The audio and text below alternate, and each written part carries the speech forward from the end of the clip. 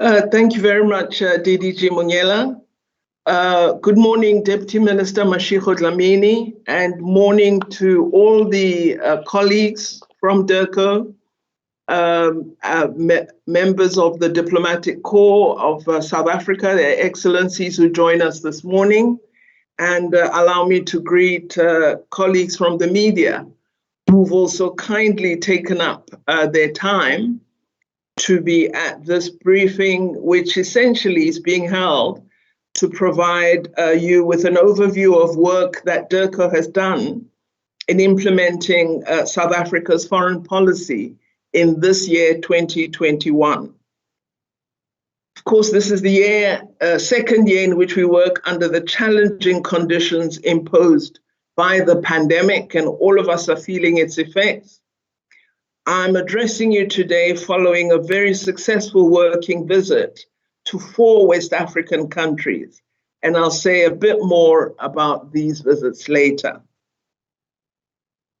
I will focus on the work we've done and work we intend to continue to do to pursue our foreign policy mission of championing an African continent that is prosperous, peaceful, democratic, non-racial, non-sexist, and united, and which aspires and works for a world that is just and equitable. I will provide a brief overview of some of our work, which includes SADC's role in restoring peace and stability in the region. Secondly, fostering closer bilateral political and economic ties with fellow African states. Thirdly, our international solidarity work relating to Palestine and Western Sahara. And fourthly, we'll reflect on South Africa in the multilateral system, particularly the United Nations, its institutions, and other bodies. In terms of our role in maintaining peace and stability in the SADC region, as a country, we continue to play an active role within the various bodies of SADC. We work consistently as part of a regional collective and have assumed specific responsibilities whenever assigned through the decision-making structures of our regional body. I believe that SADC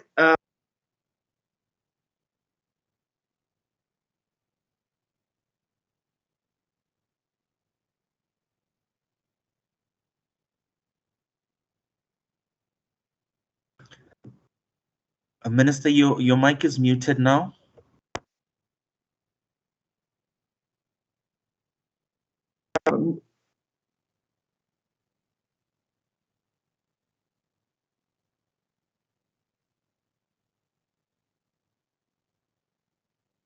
That does play a very important role. I don't know why we keep being muted. That plays a very important role in the region, along with bodies such as ECOWAS and the East African Community, which are active and impactful in their regions.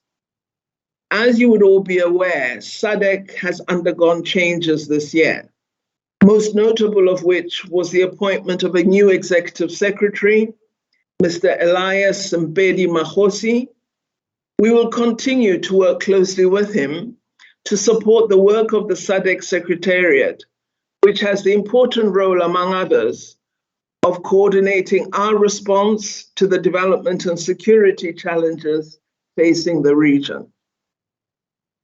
The situation in the Republic of Mozambique has been of particular concern to all of us in the SADC region.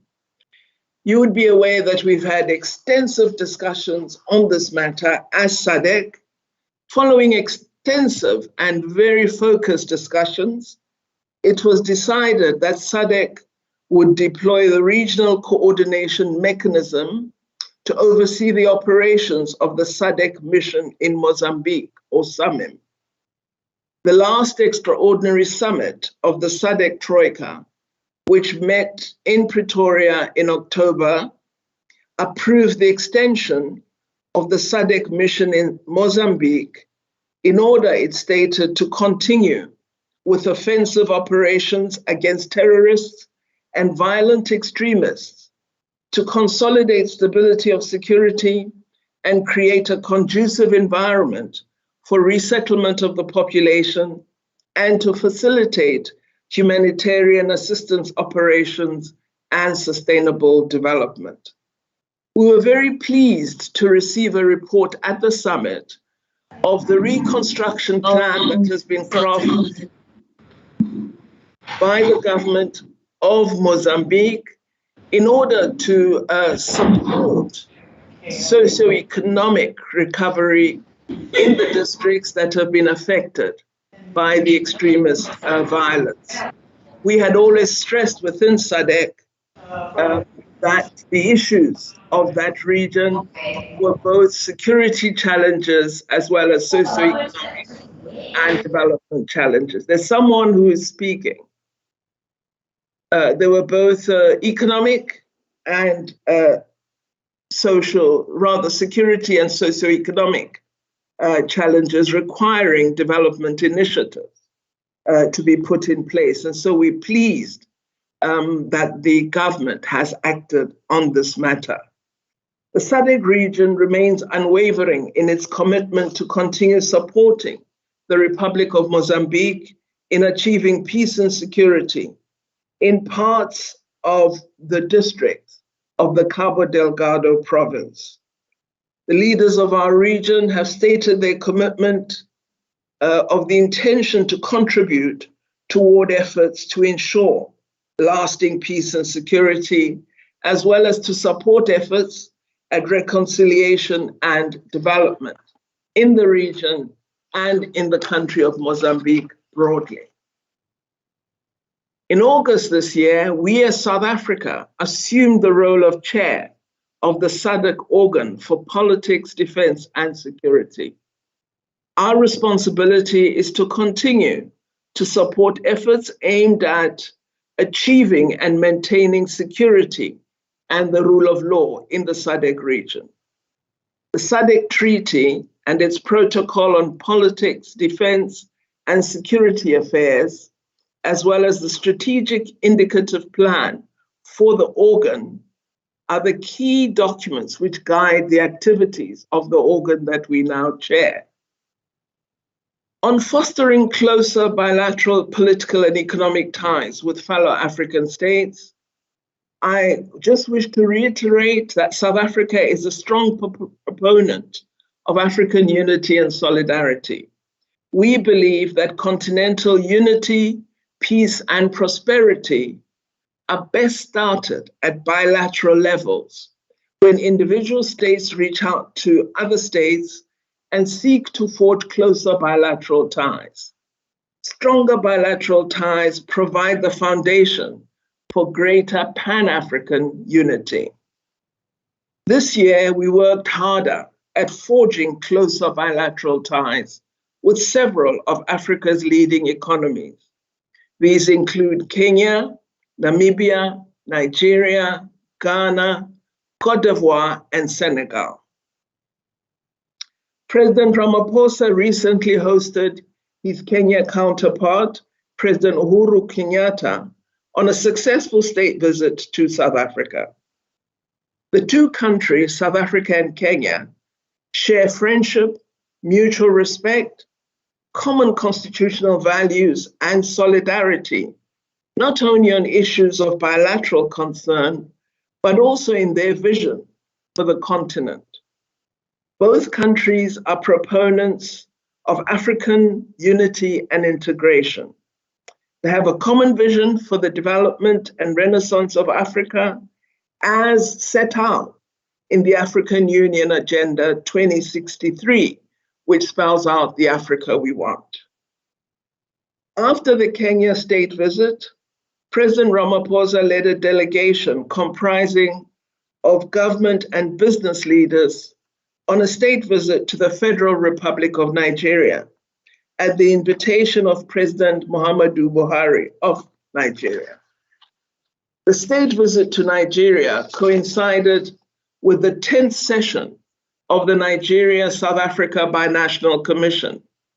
And this commission was used to reflect on progress made in advancing trade, and investment between the two countries. The president also undertook a state visit to the Republic of Côte d'Ivoire at the invitation of President Alassane Dramane Ouattara. This state visit was historic. It was the first since diplomatic relations between South Africa and the Republic of Côte d'Ivoire were established in May 1992, the first state visit. A third state visit was to the Republic of Ghana at the invitation of President Nana Addo Akufo-Addo. Bilateral relations between South Africa and Ghana have grown significantly over the years.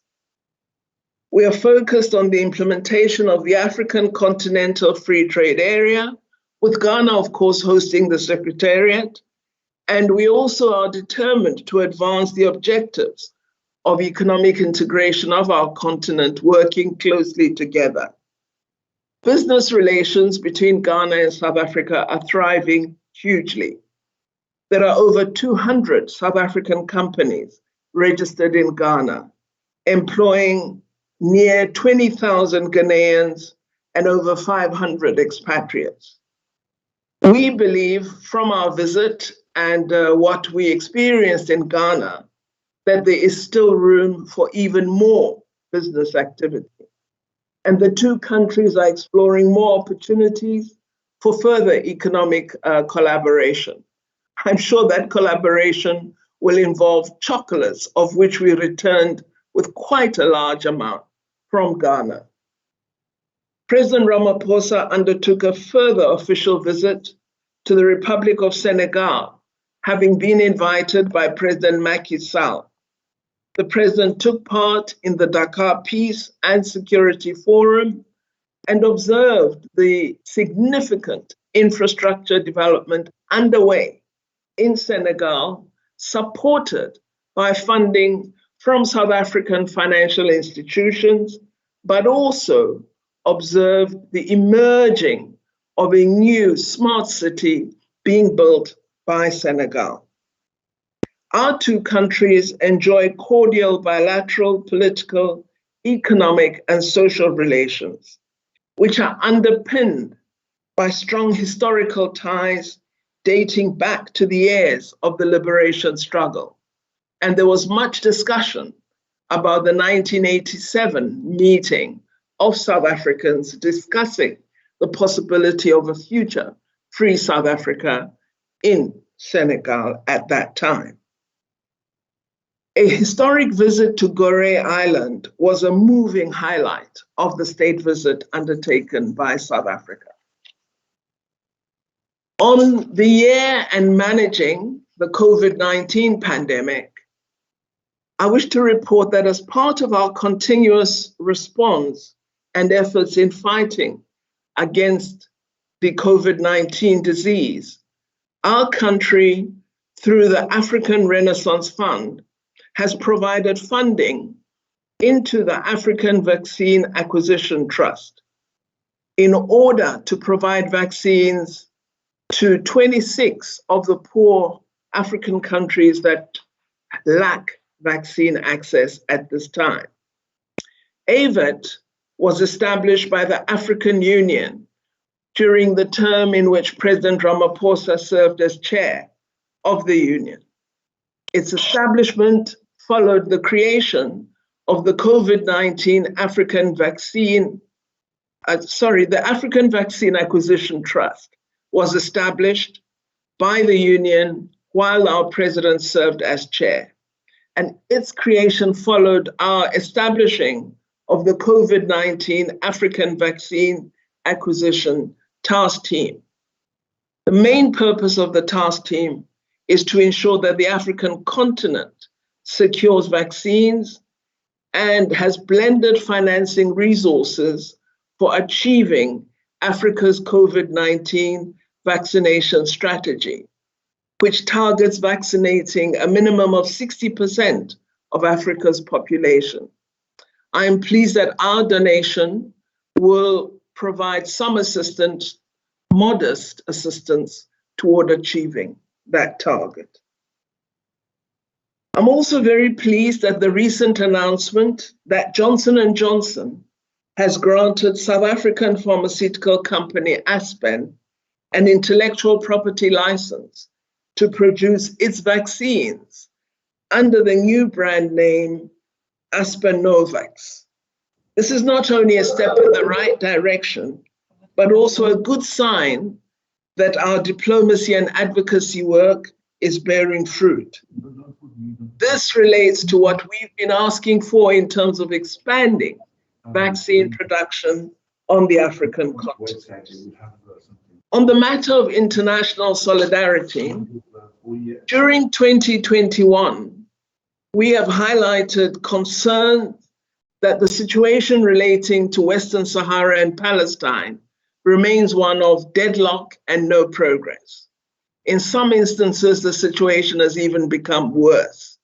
The question of Palestine remains unresolved after 70 years and continues to be a challenge to human conscience and to the promotion and achievement of international justice.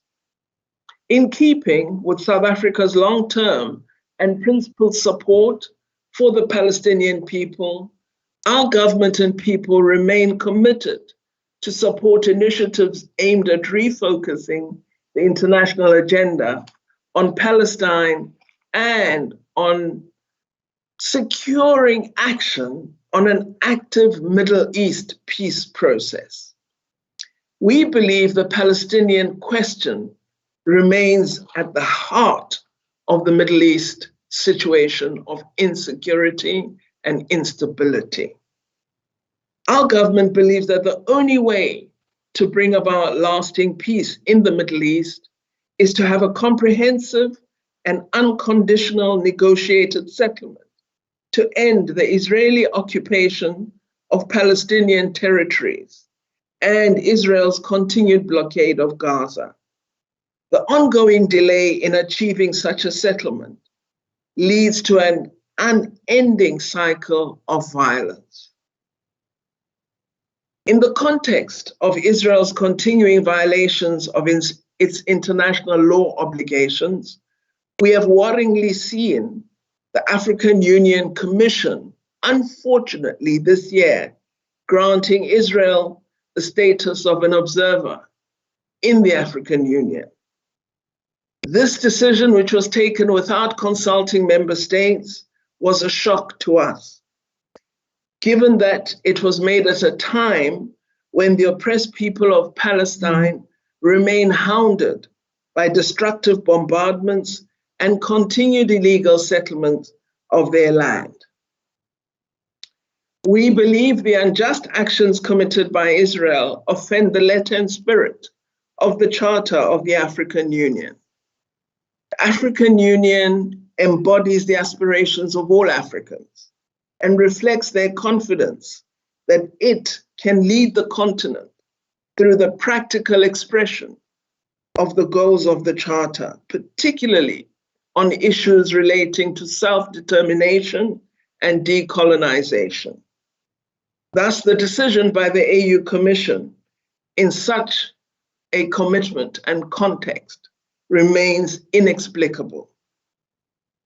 We look forward to the 35th Ordinary Summit of the African Union, where we hope the heads of state will decisively discuss this matter and bring it to a positive conclusion.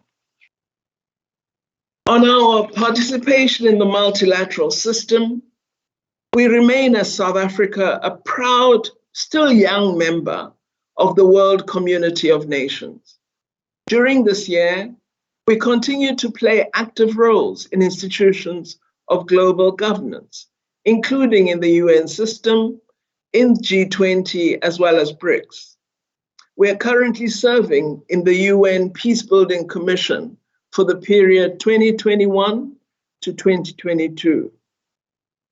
We participated in the UN 76th session of the General Assembly in September this year under the very exciting theme of building resilience through hope to recover from COVID-19, rebuild sustainably, respond to the needs of the planet, respect the rights of people, and revitalize the United Nations. When addressing the General Assembly, President Ramaphosa called for fair and equitable distribution of vaccines, saying, in this interconnected world, no country is safe until every country is safe. And this is a message we need to repeat every day. In the G20 held in Rome, Italy, South Africa joined other countries in discussions aimed at forging a common global recovery effort from the COVID-19 crisis and the enabling of sustainable and inclusive growth. Together with other G20 members, we committed ourselves to overcoming the global health and economic crisis, which has come from the epidemic, which has affected billions of lives, dramatically hampering progress toward achievement of the SDGs and disrupting global supply chains as well as international mobility, as we well know as Southern Africans. The year 2021 saw us within BRICS commemorate 15 years of BRICS existence. Together with our BRICS partners, we take pride in the achievements of this very new organization. These achievements include the creation and operationalization of the new development bank, the NDB, the contingent reserve arrangement, the energy research cooperation platform, the partnership for a new industrial revolution, and the science, technology, and innovation framework, to name but a few. We're very pleased last night to welcome a contingent of scientists from Russia who will be working as part of a BRICS research team on the COVID-19 focused on this new variant, Omicron. And we hope the health minister will provide details with respect to this shortly. Cooperating among BRICS member states continues to grow. As you know, we announced last week that South Africa had invited scientists from Brazil, Russia, India, and China to work with our own excellent scientists, including the sharing of data and information on COVID-19, with a particular look at the new variant that was first reported on by South African scientists. We are currently the host of the BRICS Vaccine Research Center, and the research on the Omicron variant will form part of our center's initiatives. Lastly, we have been and continue to engage all countries that have imposed what we term unscientific and discriminatory travel bans on our country and region. We hope that our diplomacy will bear greater fruit. Some countries have indicated their intention to lift restrictions, which are inflicting much harm on our economy, on our society, and on families. What is sad for us is that we now know that the Omicron variant had long been present in many of the countries that have banned us, and yet they said nothing and have ignored science and warnings from the World Health Organization and the United Nations in terms of clinical responses to the pandemic and the avoidance of travel bans. And they have thus imposed a terrible ban, an apartheid travel ban on South Africa and Southern African countries. In this year, we also launched the Charlotte Maxeke African Women's Economic Justice and Rights Initiative.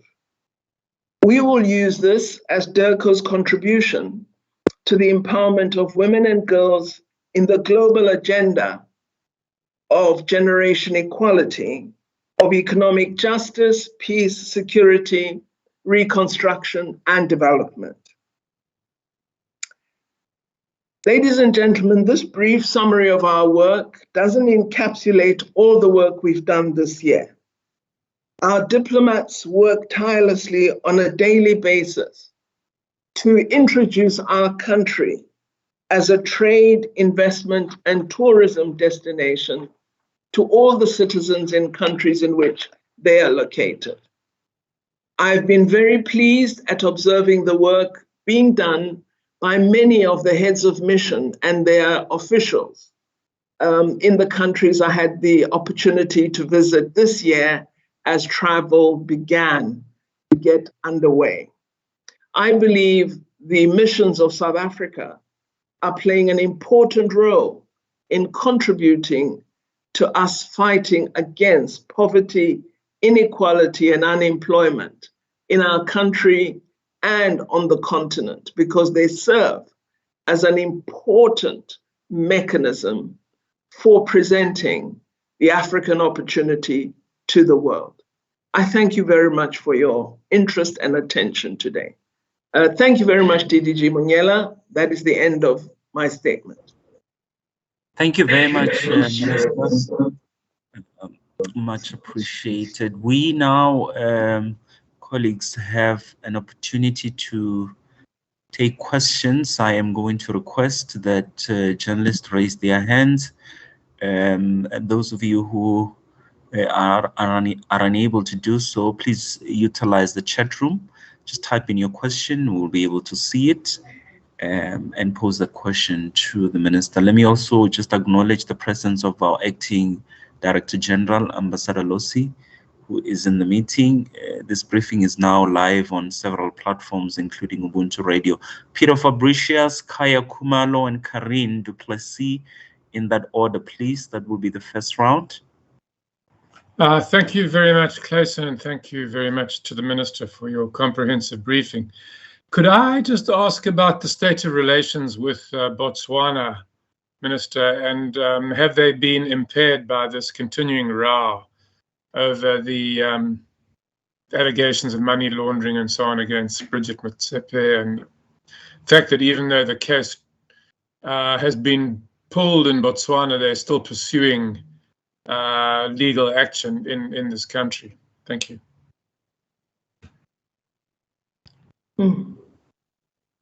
Kaya?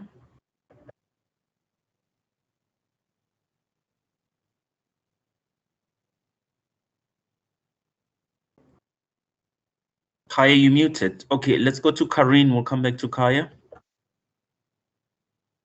Hi, good morning, Minister, and good morning, Clayson. I hope you can hear me. I have two questions, Minister. One on the travel restrictions by the UK and other countries on Omicron. We've seen China effectively, well, it's very difficult to travel to China, and we haven't seen Chinese tourists come here, I think, for close to 2 years now. I just want to know, what has the effect been of travel restrictions from China's side, and what is South Africa's view on this? Have we been quietly lobbying the country to open travel? I mean, they're close to all countries, but it's been harming us in Africa, and we're close allies with China. And then my second question is, I just want to know why Prof. Ndwaba's name's been withdrawn as candidate for the International Labour Organization, DG, after Cabinet agreed. What happened after that? Why was it withdrawn? Thank you very much. Kaya, shall we try again before we get Minister to respond? All right, we're not winning. Minister, over to you.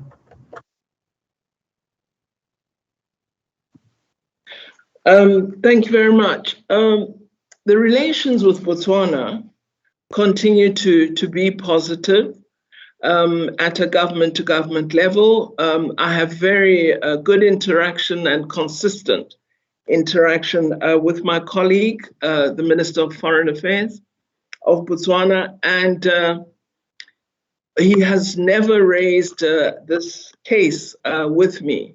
So I'm unable to make any comment on the particular case. I've been in meetings between President Ramaphosa and President Masisi. At no time did President Masisi raise this matter in meetings he held. Well, when I was present, I don't know what they may say when it's just the two of them. But I do have interaction. I was recently speaking to Minister Kwape about the opening of one of the borders, which had remained closed for some time.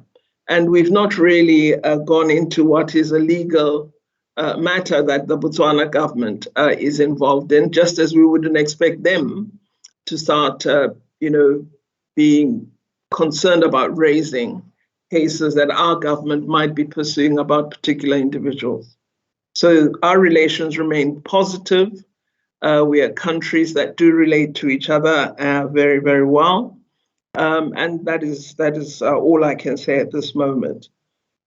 I think the Chinese restrictions have been general restrictions. They're not targeted at particular countries. And certainly we would like to see a greater opening of travel, because as you know, tourism is so important to our country. And we also have significant numbers of Chinese companies investing in South Africa, but broadly on the African continent as well. We do raise these matters with my colleague, Foreign Minister Wang Yi, when we have an opportunity to speak. And I hope that the situation of travel will be eased. I think China has decided to exercise great care in the management of the pandemic and tends to react very strongly when instances of new internal infections arise. So I hope that as more and more of our citizens get vaccinated, and as vaccination also is achieved of a large number for immunity in China, we will see a greater opening up and a restoration of tourism and people-to-people contact. I'm glad that at the level of exports, business has been continuing, but we really would want to see people-to-people exchange. On Professor Mdwaba, I was not in the cabinet meeting where the decision was taken. I understand a statement was made that something was brought to the attention of the cabinet, and this caused cabinet to decide to withdraw its support. Because remember, Professor Mdwaba is applied as an individual, and we had indicated support for his candidature. So we withdrew our support for his candidature. Thank you very much. I think I've answered the questions. Yes, Minister, thank you very much. Shall we then see if there are still hands and questions? I'm checking. Kaya, are you now able to speak? Your mic is still muted. Should we give you another opportunity? No. Something's happening there, the SABC. We need to send IT experts to come and assist you. Karin? Thanks, Clayson. Seeing that people have been quiet and muted, I have another question regarding Israel, Minister. You mentioned about the accreditation of Israel to the AU, and I know that South Africa's been lobbying countries, and I was quite interested in the Kenyan Prime Minister's pronouncement saying, the Kenyan President's pronouncement saying that, all the countries should have been taken along on this decision. I just want to know, in terms of lobbying individual countries to support us, how is that effort going by South Africa, or to support our position? How is that effort going by South Africa, and will we be meeting with the DRC president at any time soon to lobby our position there? Thank you. Minister, before you answer, let's just get the last question from Peter. Peter, you'll be the last. Okay, thank you, Clayson. Yeah, I wonder if you could tell us what is happening about Lesotho. It seems to me that there's a great deal of turbulence and instability below the surface, and there have been calls by some commentators in that country for President Ramaphosa in his capacity as special envoy of SADC to intervene quite urgently as the situation seems to be destabilizing. Thank you.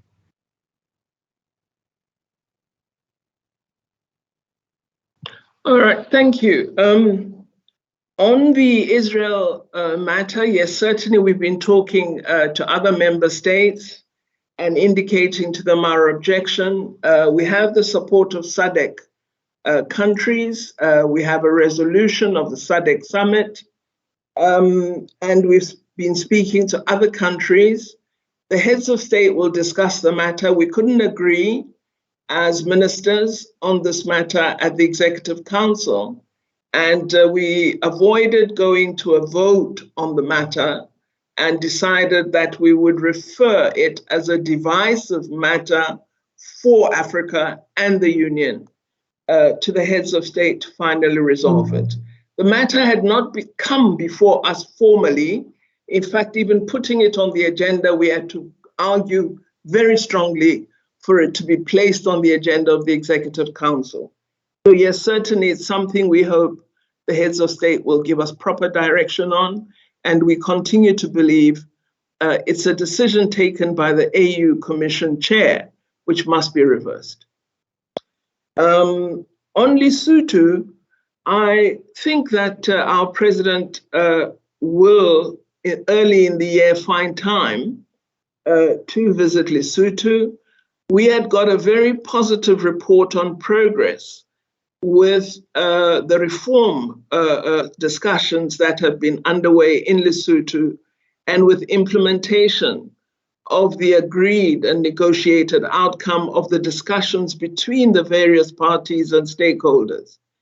I think once the court process relevant to charges that related to incidents in 2017, 19, and 20 got underway, that's when you begin to get this evidence of instability. And I think the management of that process of addressing the incidents that occurred, the killing, other actions that offended the Lesotho constitution and laws, the management of that process is something that I think President Ramaphosa and the support team led by retired Deputy Chief Justice Moseneke needs to discuss with the Lesotho government. I have drawn President's attention to the need for him to urgently pay a visit to that country so that we don't lose the momentum and progress that had been achieved. Thanks, Clayson. Thank you very much, Minister. I think with that, we've come to the end of this briefing. I see Lunga wants to say something. Lunga?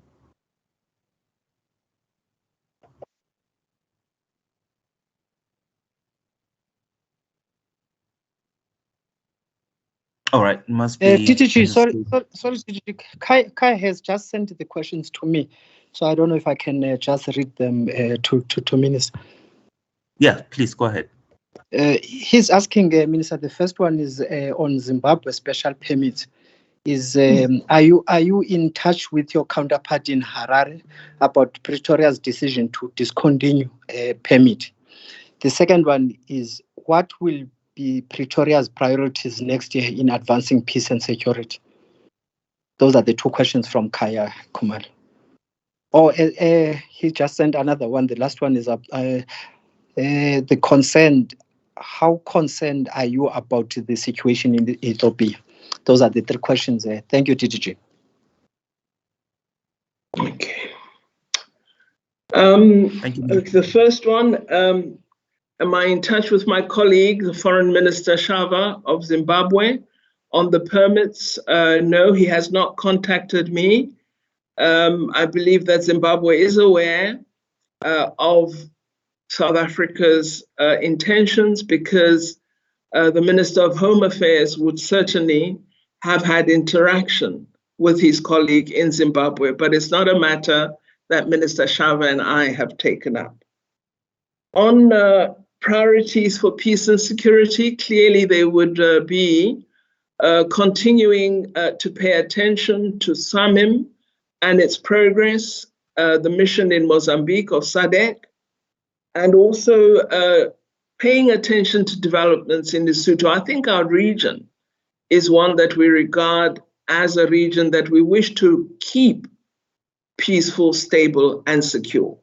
And so ensuring that the national reform agenda, as appropriated by the National Reform Authority, is executed in Lesotho peacefully and with the full participation of all the people of Lesotho would be very, very important. We also have offered assistance to the Libyan authorities with the electoral processes in Libya. We're not certain, as we had indicated to them earlier this year when I met them in New York, that December would allow them time for the necessary administrative arrangements to be done.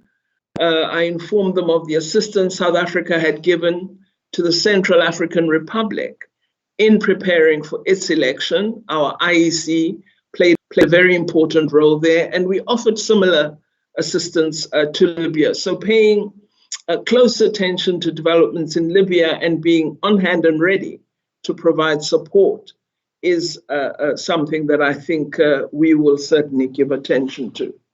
We also would be working closely, as you know, as chair of the organ. We already have begun discussions with Eswatini and have a commitment to SADC supported national dialogue in which the king and other stakeholders would participate. And so clearly we would want to honor that undertaking, which is part of the organ Troika agreement with Eswatini. And I think Sudan is extremely important. We've had participation in a Friends of Sudan set of meetings where South Africa offered expertise of South Africans that negotiated the constitutional framework of South Africa to the transitional authority in Sudan. And I hope that they will take up that offer and support that South Africa is ready to make available. So peace on the African continent would be extremely important. But I think as well, to achieve peace, there must be development. So continuing to ensure access to the special drawing rights agreed in the context of G20 for lower and middle income countries is a very key area in which South Africa must remain vigilant and ensure that commitments made are actually honored and that we do have access as developing countries to that $100 billion special drawing rights agreement that has been on the table for many months.